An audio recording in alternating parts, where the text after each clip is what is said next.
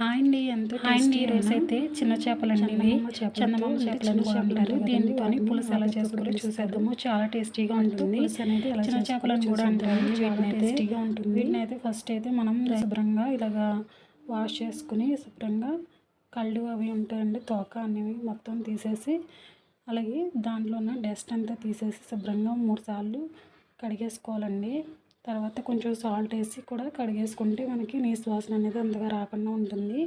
ఆ తర్వాత శుభ్రంగా వాష్ పెట్టుకున్న చిన్న చేపలలోని కొంచెం సాల్టు అలాగే కారము, పసుపు ఈ 3 వేసి ఒకసారి బాగా కలిపేసుకోవాలి. ఇలా పక్కన పెట్టుకోవాలన్నమాట. కలిపేసుకుని ఇలా చేసుకోవడం వల్ల మనకి ఫిష్కి అనేది కొంచెం కారం ఉప్పు అనేవి బాగా పడుతుంది, టేస్టీగా ఉంటుంది చప్పగా లేకుండా.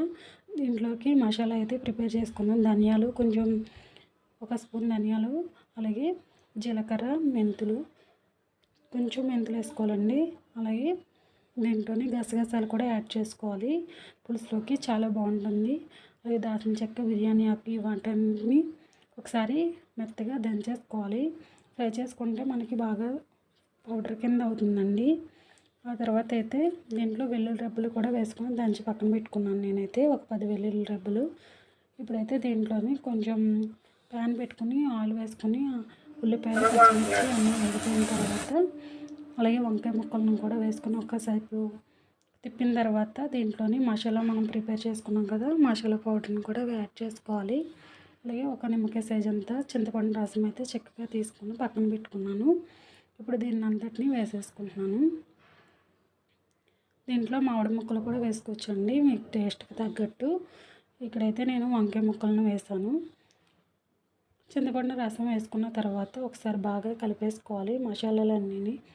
మనకి దీంట్లోని కొంచెం వాటర్ అనేది వేసుకోవాలండి. మనకి చిక్కగా ఉంది కదా, ఇది అనేది కొంచెం వాటర్ వేసుకున్న తర్వాత దీంట్లోని కొద్దిగా కారము, తగినంత కారం వేసుకోవాలి. అలాగే సాల్ట్ కూడా యాడ్ చేసుకోండి, చూసుకుని యాడ్ చేసుకోవాలి.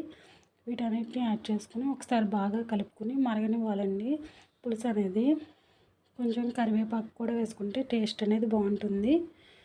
కొద్దిగా మనకి చిక్కగా ఉంది కాబట్టి వాటర్ అనేది యాడ్ చేశాను. మనం ముందుగా కలిపి పెట్టుకున్న చిన్న చేపలు ఉన్నాయి కదండి, వీటన్నిటిని యాడ్ చేసేసుకోవాలి ఆ పులుసులోకి. మనకి ఇలా మరిగిన తర్వాత ఒక మరిగాక అప్పుడు వేసుకోండి. ఇప్పుడు మనం దీంట్లోని ఉప్పు, కారం అన్నీ సరిపోయినాయి, ఆ పులుపు తగ్గట్టు అన్నీ చూసుకోండి. ఆ తర్వాత చిన్న చేపలన్నింటినీ వేసేసుకుని